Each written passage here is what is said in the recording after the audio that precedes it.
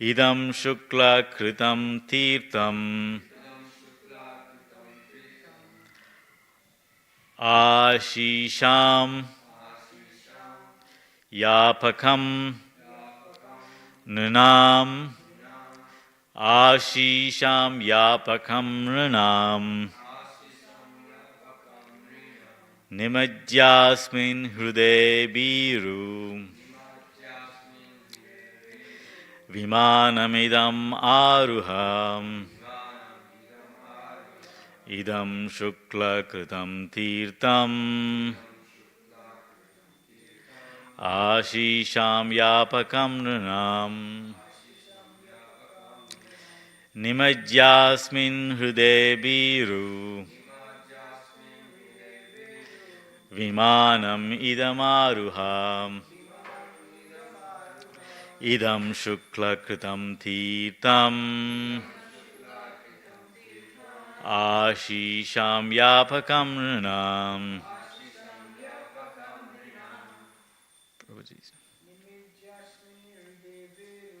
Nimajyasmin deviru vimanam idam aruham idam shukla kritam tirtam ashisham yapakam nunam nimajyasmin hrude biru vimanam idam aruham idam shukla kritam tirtam ashisham yapakam nunam nimajyasmin hrude biru vimanam idam aruham idam shukla kritam tirtam ashisham yapakam nunam. Transliteration. Nimajja, after bathing, asmin, in this, hruday, in the lake, biru, O fearful one, vimanam, aeroplane, idam, this, aruha, ascend, idam, this, shukla kritam, created by Lord Vishnu, tirtam, sacred lake, ashisham, the desires, yapakam, bestowing, nunam, of human beings. Translation and purport by His Divine Grace Srila Prabhupada. Srila Prabhupada ki jai. My dear Devahuti, you look very much afraid. First, bathe in Lake Bindu Sarovar, created by Lord Vishnu himself, which can grant all the desires of a human being, and then mount this aeroplane. Please repeat after me. My dear Devahuti, you look very much afraid. First bathe in Lake Bindu Sarovar, created by Lord Vishnu himself, which can grant all the desires of human being, and then mount this aeroplane. Purport: It is still system to go to places of pilgrimage and take a bath in water there. In Vrindavan, the people take bath in river Yamuna. In other places such as Prayag, they take baths in the river Ganges. The words Tirtham, Ashisham, Yapakam refers to the fulfillment of desires by bathing in a place of pilgrimage. Kardama Muni advised his wife to bathe in Lake Bindu Sarovar so that she would revive the former beauty and luster of her body.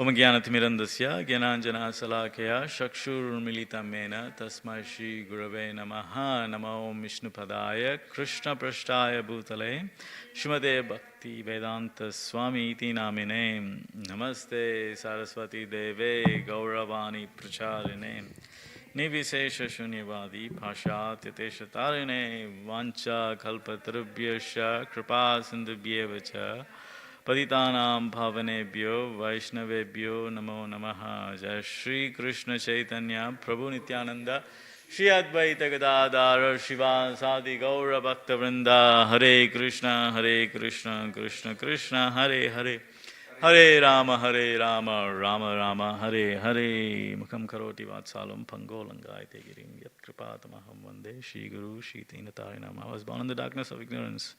My spiritual master opened my eyes with the torch of knowledge. I offer my respectful obeisances unto him. Tavivasmi, Tavivasmi, Tavivasmi. Najivami Tavivina iti vigya devitvam nayamam charanantikam. Hare Krishna, everyone. Welcome to this morning's Bhagavatam class. Chapter Devahuti's Lamentation. Why is Devahuti lamenting? Okay, just a bit of a pretext. Here Devahuti has been serving her husband, Kardama Muni, a very exalted devotee, for a long time. And she had a desire to have a child from Kardama Muni. So she was lamenting to have a child. And while she was serving her husband, she's been neglecting herself for a long time. And because of neglecting herself, her body has become fragile and her hair is not being taken care of, so it all got tangled up, and she lost a lot of weight. So she thought she didn't look very pleasing to her husband. So here, understanding Devahuti's mood, Kardama Muni is offering her a solution.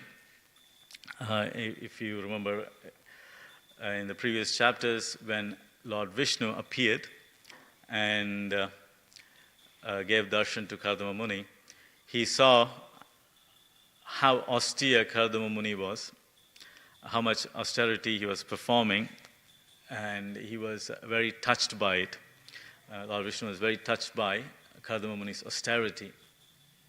And due to that, a teardrop fell from Lord Vishnu's eyes. And that teardrop became a lake called Bindu Sarovar. And here, Kardama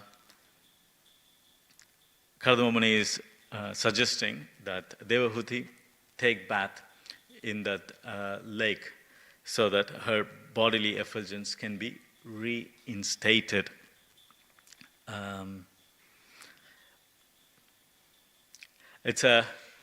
In Indian culture, it's very taking bath is a major ritual,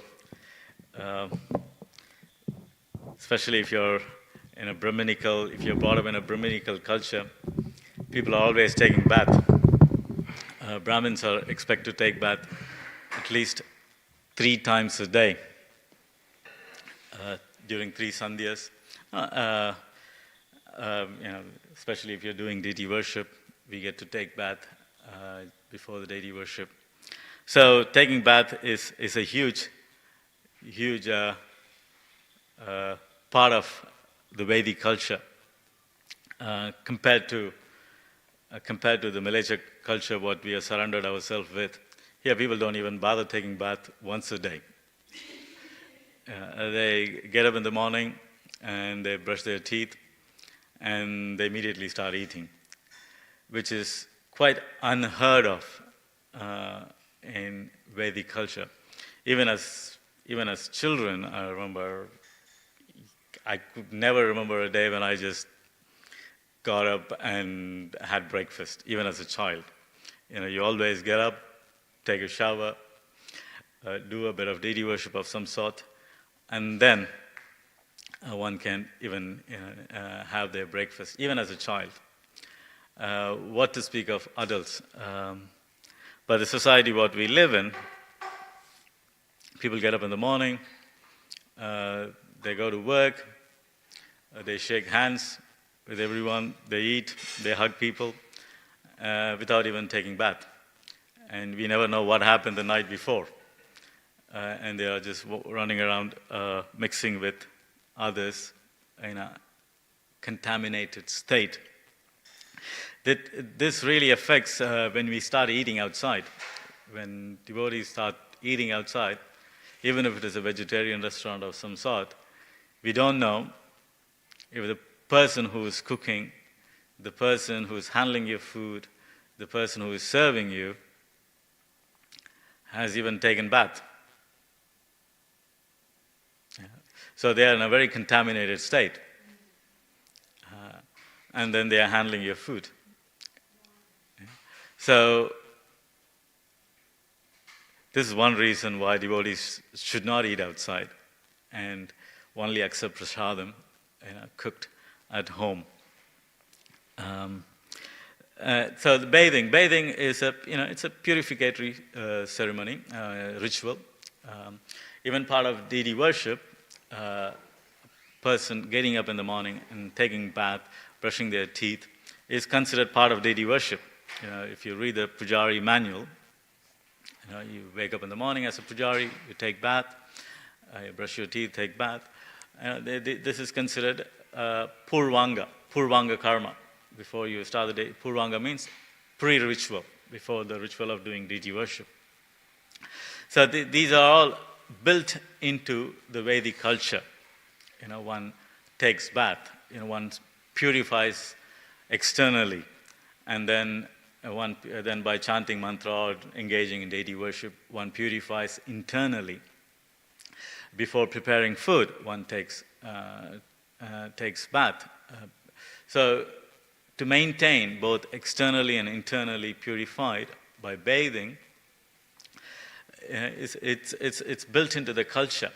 So a person is always in mode of goodness.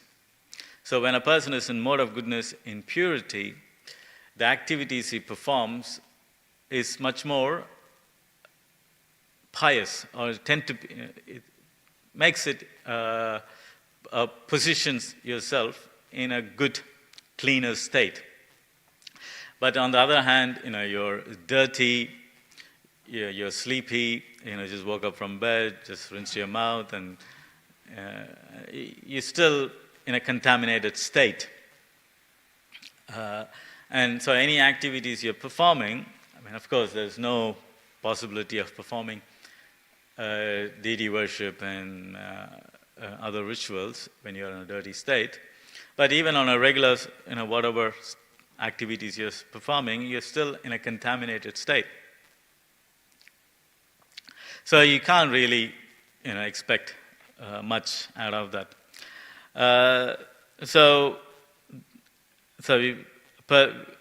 People should learn from the Vedic culture that the importance of placing oneself in mode of goodness, how important it is. So that's just a regular bathing ceremony we spoke about. But here it is also, Prabhupada is talking about taking holy bath. Of course, taking birth in the more current day called India or Bharatvarsha is very auspicious because the country is full of many holy rivers.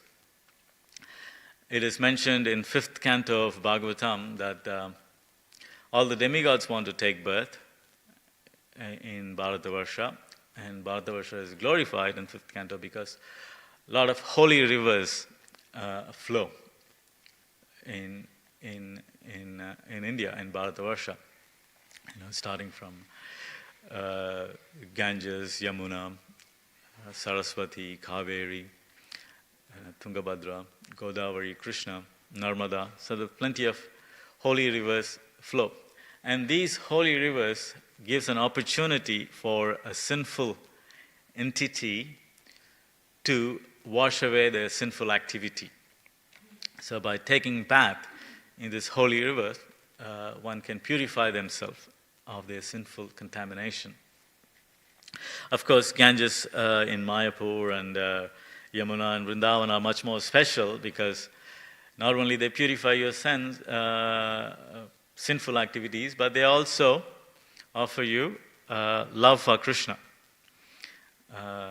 These rivers are because Mahaprabhu himself took bath in Ganges flowing in Mayapur. Nityananda Prabhu used to have his water pastimes in the Ganges in Mayapur. So by taking bath in these holy rivers, one purifies their sinful activity and also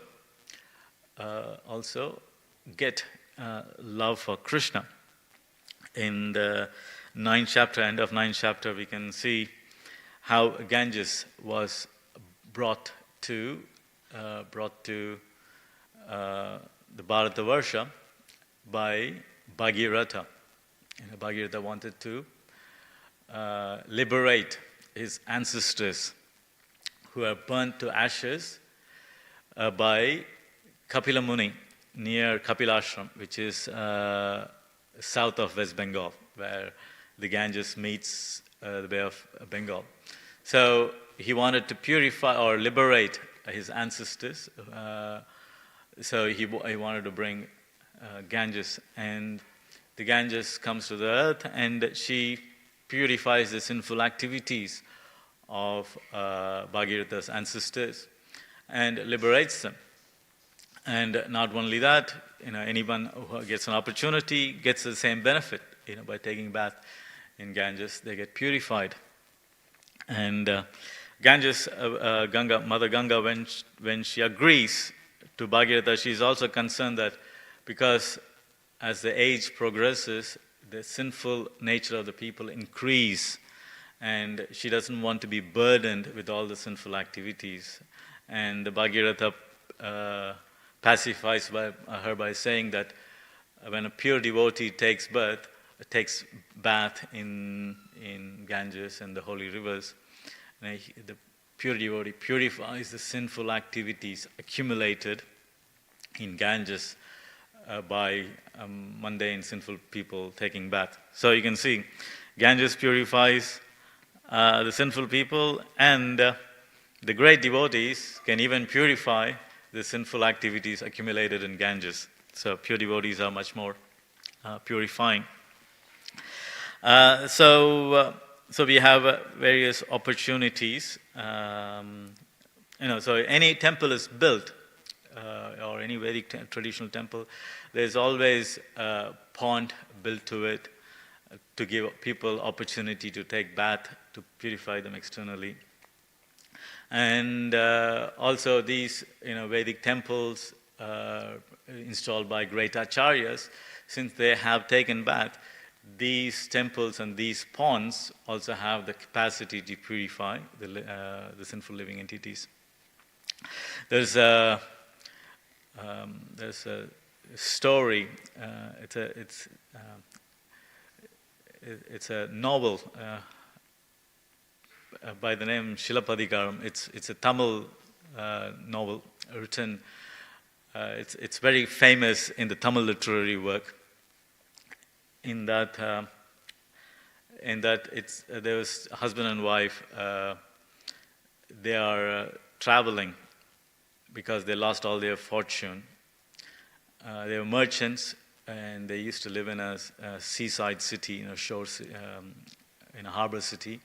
And the merchants lose all their good fortune, and they are so they're migrating to one place to another. And there's a very old temple. The temple is still there in South India.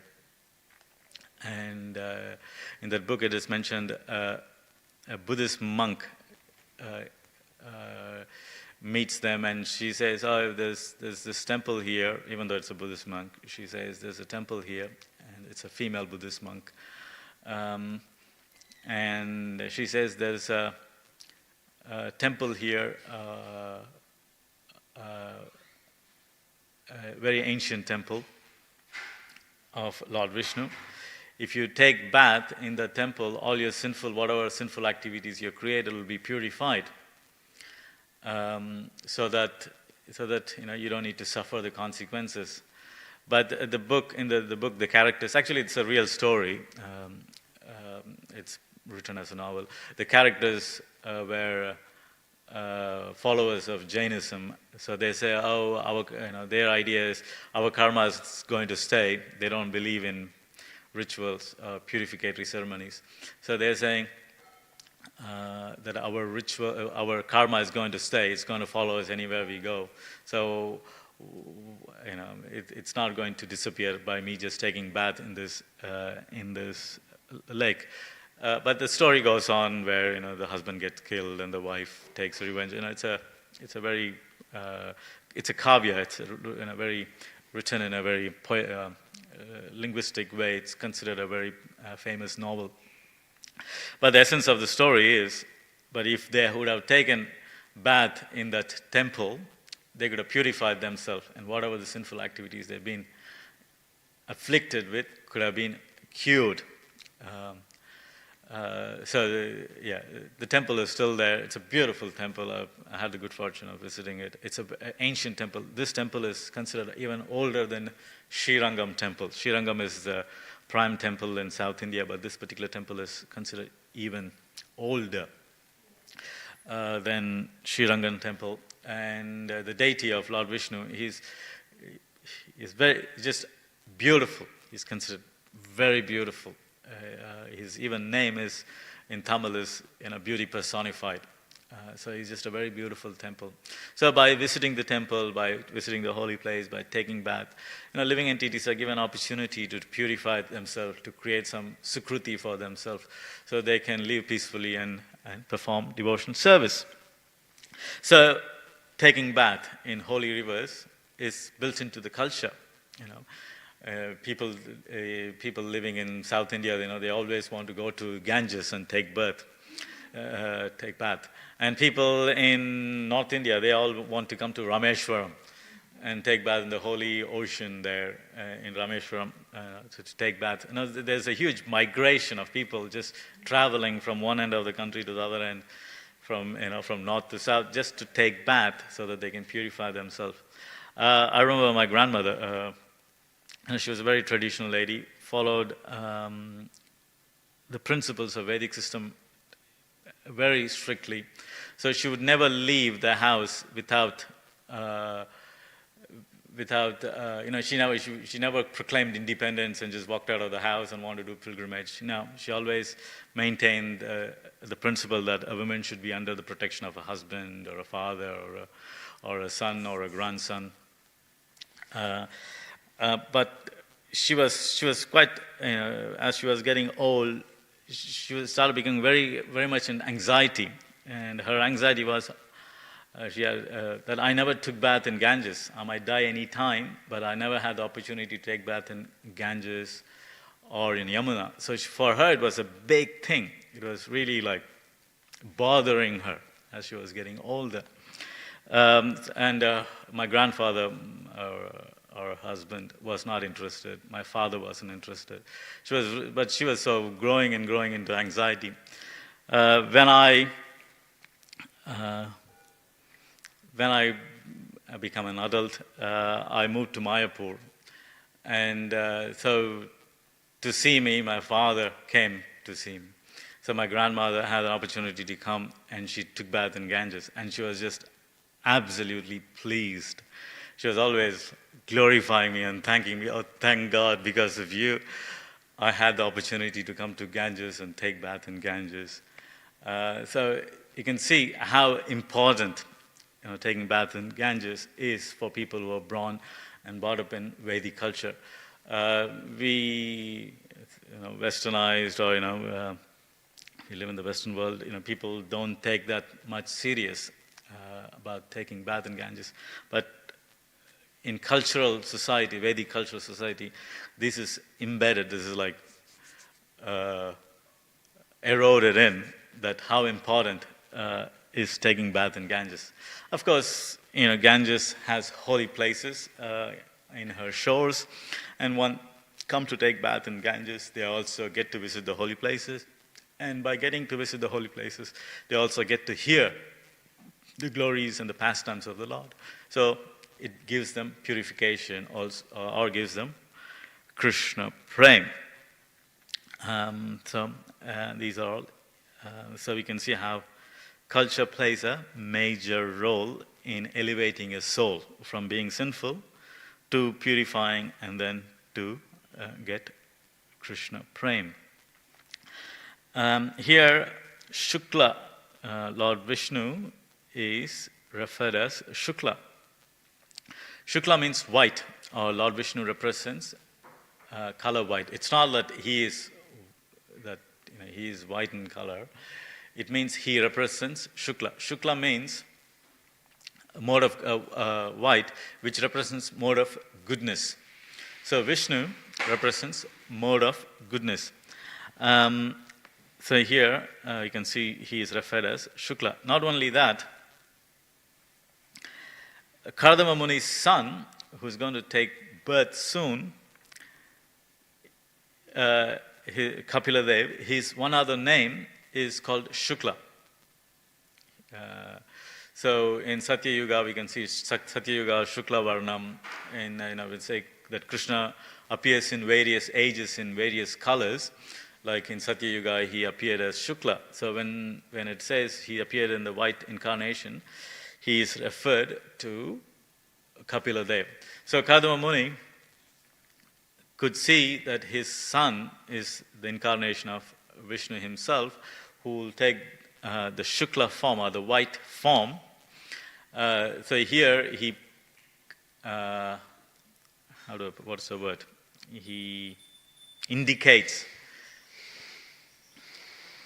He uses the same name, calling of his son, or relating his son here as Lord Vishnu, because Lord Vishnu is non-different from his son Kapila Dev.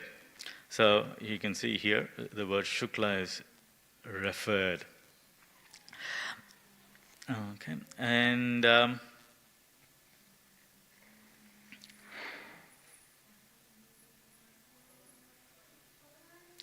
so one might ask, why Kardama Muni wants his wife to get back her youth. Kardama Muni, Devahuti has a desire to have a child. Kardama Muni desired to have a child, and he expressed that to Vishnu. So one might ask, it sounds like material desire. You see this person performing all this austerity for years and years and years, and he got to see Lord Vishnu himself, but how can he still have materialistic desire? So one should be careful here, because these are not ordinary individuals. Devahuti, here she is afraid that her husband might not find her attractive because she has lost her beauty, lost her youthfulness by serving him, and she's afraid that I'm not going to look beautiful for my husband. So that kind of comes across, a mundane thing. Why a woman need to be, it's natural. I mean, a mundane way. Yeah, you can see that a woman want to look beautiful, and if she loses her youth, she gets into anxiety and started, injecting Botox into your eyes and try to preserve your youth. You can see that happening, in the mundane world. But why is Devahuti? Devahuti is also doing the similar thing. She's afraid that she's not good looking anymore for her husband. But you have to be careful here, comparing a mundane woman or a mundane person having mundane desire to Kardama Muni and Devahuti, because they're not ordinary individuals. Even though their actions might come across like mundane, but they are not ordinary individuals. They are pure devotees of the Lord. And Lord Vishnu, Lord Krishna himself is going to take birth in their womb. So they are not ordinary individuals. And naturally, that's a reason they are mentioned in Bhagavatam. So when a devotee acts in a way which appears to be in a materialistic manner, one has to be careful not to discriminate or not to blaspheme or discriminate, but to understand the mood what they are in. Otherwise we will be going ahead and creating unnecessary offense. These individuals, so if a devotee mentioned in Bhagavatam acts in a certain way, there's a couple of reasons. One is to set an example for conditional souls like us. And the second thing is they know, they understand that the Lord is going to appear, or to facilitate the pastimes of the Lord. So these are the reasons why an advanced personality like Kardamuni or Devahuti exhibit certain seemingly materialistic desires. One, to facilitate the pastimes of the Lord. Two, to set an example for mundane people. Here, what is the example for mundane people? Of course, we know the reason, the facilitation part we know, because through their desire, Lord Kapila Dev is born. And through Kapila Dev, the Sankhya philosophy is propounded. And Sankhya philosophy is the first time within this history where pure bhakti is spoken. So Krishna spoke Bhagavad Gita 5,000 years ago, but this happened almost 1 billion years ago. And where the pure bhakti is spoken through the Sankhya. So it's very important. So the activities of the Lord, to facilitate the activities of the Lord, Kadama Muni and Devahuti pretend or seemingly have materialistic desires. The other way of looking at it, the example, what they are setting to say is, Devahuti knew the desire of her husband, Kadama Muni, that he wanted to have a child. And she wanted to serve her husband in that fashion. And she also complimented his desire and had the same desire and expressed her desire to have a child. So she, as being in a body of a woman, she's playing according to the system of varnashram, where a duty of a wife is to beget a qualified son for the husband. If she doesn't beget a qualified son for her husband, her role as a wife is unfulfilled. Her role as a wife is unfulfilled. And same thing for Kardama Muni. Without having a son, his debt, from a varnashram point of view, his debt for his ancestors and the rishis and devatas are not fulfilled. So here, understanding that the need based on varnashram, she's desiring to have a son. One, to fulfill the Stri Dharma, the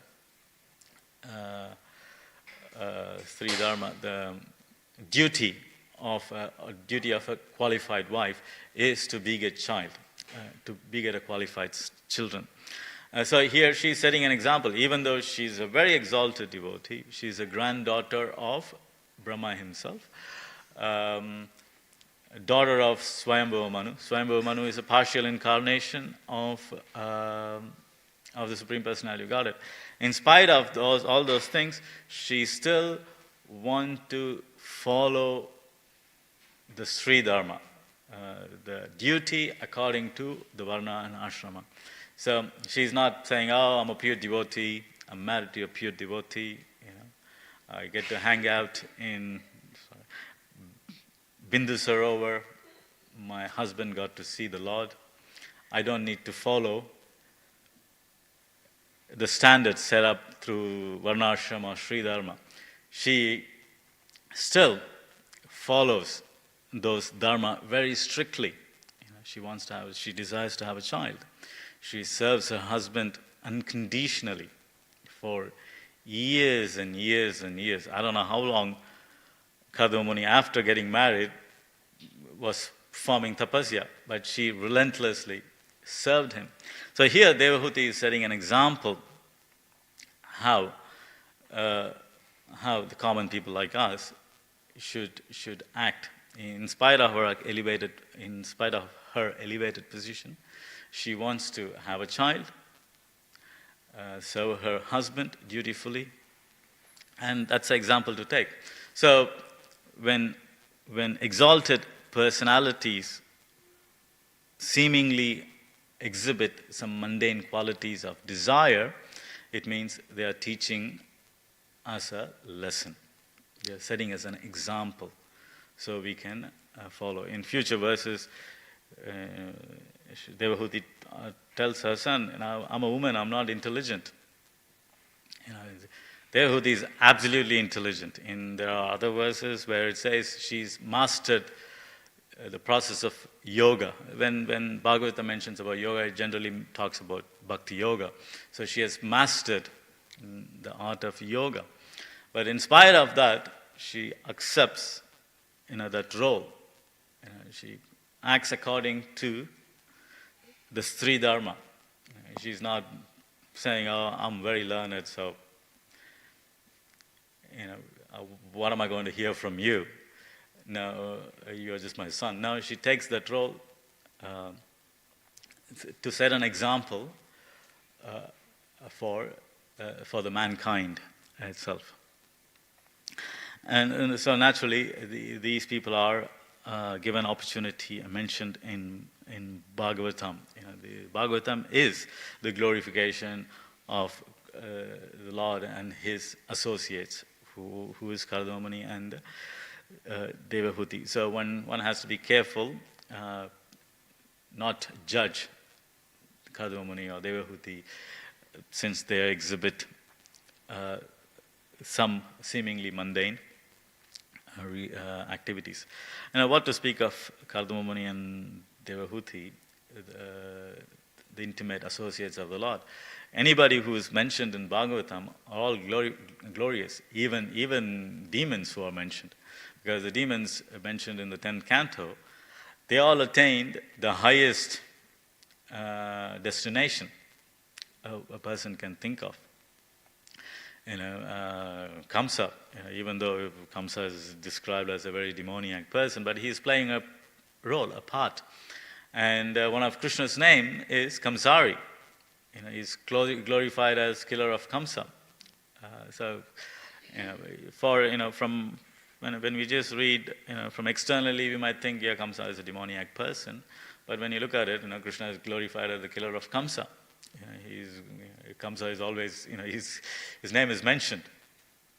When we sing the prayers in the morning, we mention Hiranyakashipu in the same prayer, along with Prahlad Maharaj. So they are glorified.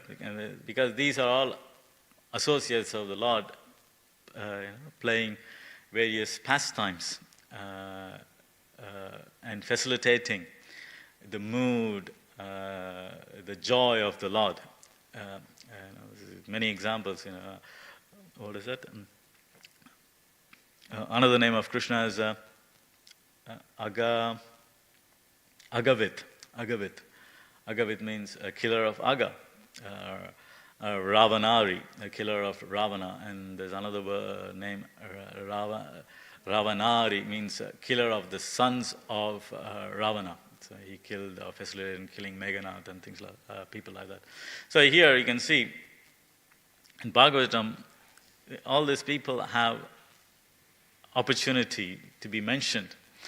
And anybody mentioned in this Bhagavatam, they're all glorious people, even though they take a demoniac activity, role. These are not ordinary demons compared to the Putins and Joe Bidens of the current world. These are special demons who come to facilitate the activities of the Lord. The demons, what we see in the current day, they don't get mentioned in Bhagavatam. On the other hand, Krishna says in Bhagavad Gita, about the 16th chapter, text 9, that I push them, these Naradamas, I push them to the darkest region of hell. So that's what the ordinary demons get. The demons who are mentioned in Bhagavatam, they got the supreme destination. They got to live in the same planet of the Lord. So if demons who are mentioned in Bhagavatam are glorious, what to speak of Devahuti and Kardama? They are here. Their role is they understand the desire of the Lord and they want to facilitate the desire of the Lord. So that is the mood of a devotee. That's what a devotee wants. The devotee is not up to, it's all about him. Now, it's not about, I want to become a big devotee, I want to become this, I want to become that, I want to become I'm just using it as an example. What you guys are doing is a wonderful job. I want to become a big book distributor. It's not about them. They want to, when they're performing, a pure devotee, when they are performing their activities, they're performing those activities so that those activities enhance the happiness of the Lord. As soon as it is done for our sake, for putting ourselves in a better platform, then it is not devotional service. It gets contaminated. So here, Kardama Muni and Devahuti, they're not performing even seemingly materialistic activity of getting married, having children, building a nice palace. I was thinking, why does a renunciate need to have a big palace? These are all activities to facilitate the mood, the Lord's appearance, His happiness. And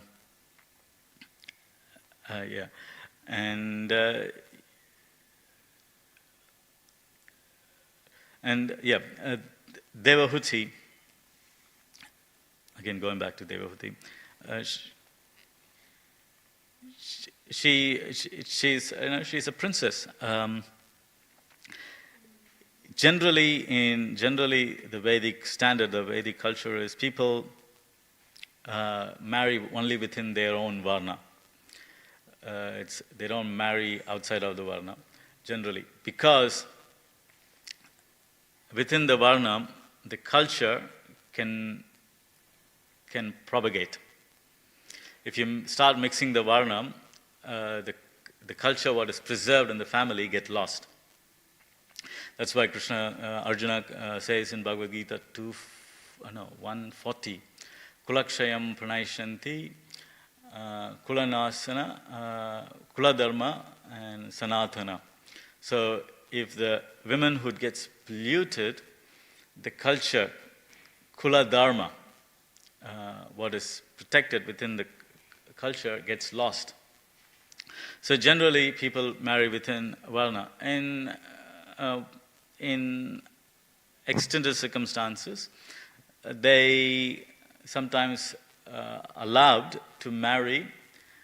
A man is allowed to marry a girl from a lower varna. So here you can see Kardama Muni is Brahminic, is in a Brahminical nature. So he is marrying Devahuti from a Kshatriya family. So it is allowed, with understanding that since she is coming from that, because of the association with Kardama Muni, she will maintain the standard of Brahminical culture. She will rise up to the standard. That is what expected when a woman from a lower varna gets married to a person in a higher varna. So here, Devahuti, a princess, her father owned all the three worlds. And she is the most, of all the three daughters, she is the most dearest to her father. And she had everything she can think of. But in spite of that, she married a person in a different varna, and she took up the varna of the husband. She didn't tell the husband, look, I'm a princess, I don't need to go through this. I can just be, we can just call our father and he will just send all the opulence. We can just live an opulent life. No, she didn't choose that. She accepted the varna of the husband. So naturally, the women doesn't have a varna. Whatever the family they are born into or they're married into, that's a varna they accept. So if a girl is born in a Brahminical family, she accepts under the father, whatever the varna the father follows, that's what the daughter also adapts. She doesn't have a varna by herself. And when she marries her husband and whatever the varna the husband has, that varna she takes up. So we can see, she, even though being a princess, she has taken the varna of her husband and performed very severe austerity. She never complained as a princess. She understood this three dharma, that my dharma as a woman, born as a woman, in the body of a woman, my dharma is to accept the varna of my husband, and that's a varna I have to follow. So she performed all the austerity, what is expected of a Brahminical person to perform. So naturally, she performed austerities to please her husband. And performing austerity, what happens if a girl from a higher varna marries a guy from a lower varna? That's again ninth canto. Happened to Yayati. That combination is not acceptable. But if somebody goes through that, we can see what happened to Yayati, Devayani, and the whole trouble Yayati has to go through, because he married a girl from a higher varna. So that's not recommended. Anyway, going back here, Devahudi accepted the Vairagya aspect of Kardama Muni. And Kardama Muni, being a devotee of the Lord, he emphasized, or he made his life to signify Vairagya. Even Chaitanya Mahaprabhu says, Vairagya Vidya Nija Bhakti Yogam. So the Nija means, to the true Bhakti Yoga means, practicing Vairagya. And that's to take up Vairagya. And Vairagya means austerity. And we can see Raghunath Das Thakur, who exemplified the mood of Vairagya. He was born in a very wealthy family. His parents, his father and his uncle were very rich, even for those days' standards. They're very rich. Hiranya and Govardhan Majumdar, they were very rich. And landlords from Orissa. But in spite of taking birth in that rich, opulent family, he exhibited extreme austerity. He was married to a very beautiful girl at a very young age. She was considered very beautiful. In spite of that, he gave up a beautiful wife and took up Vairagya. To the extent he gave up his household life and went to Puri and started begging from shop to shop of leftover rice, and he was eating that, and he thought, I don't want to go around begging, asking for people, what kind of renunciate I am. I'll just stand in one place. If somebody comes and gives me something, I will take it. And then he told himself, I call myself a Vairagi, but I'm acting as a prostitute, with the mentality of a prostitute. I'm just standing here, hoping that somebody will come and be my client and give me some money. This is not Vairagya, this is prostitution.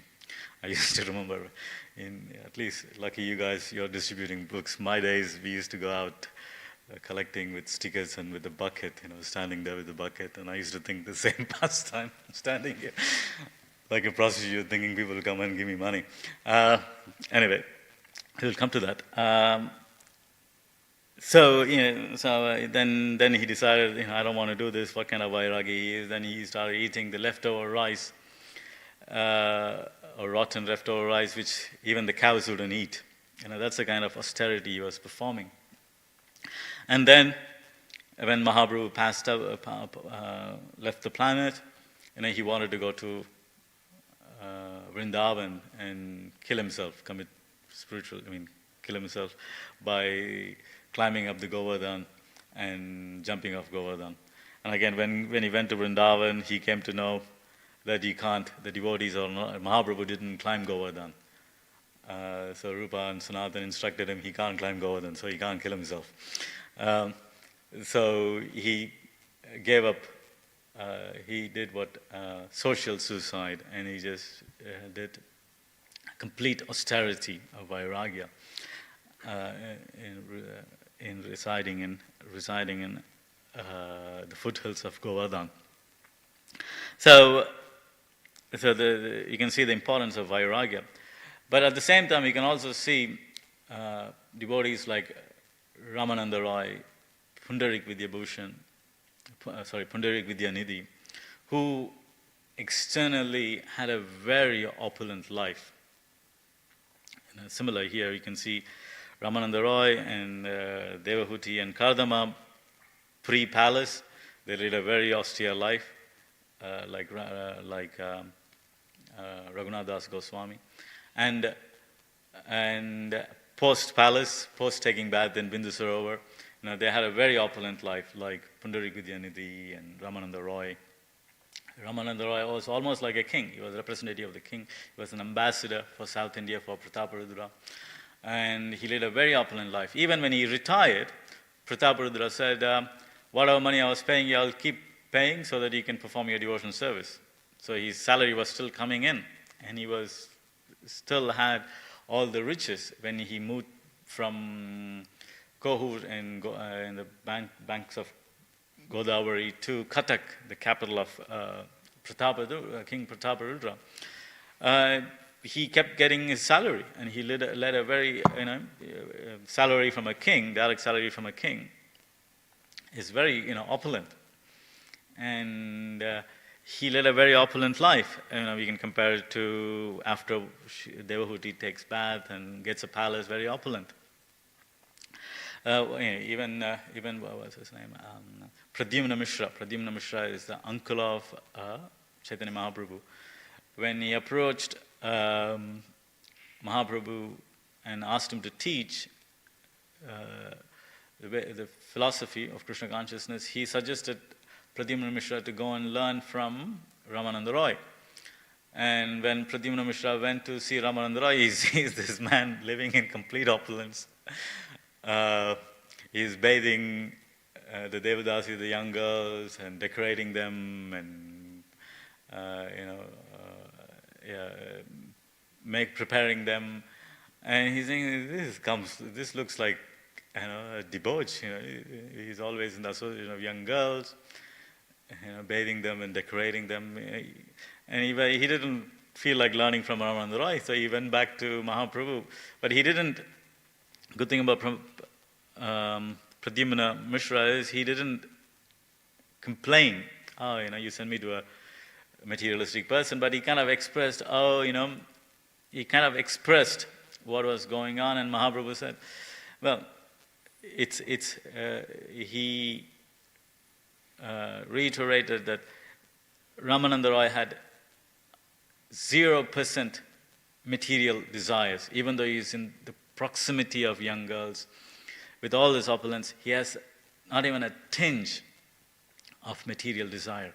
And he went ahead and said that there's nobody who could be that much free of material desires. He's 100% absorbed in satisfying the Lord and making arrangements to satisfy the Lord.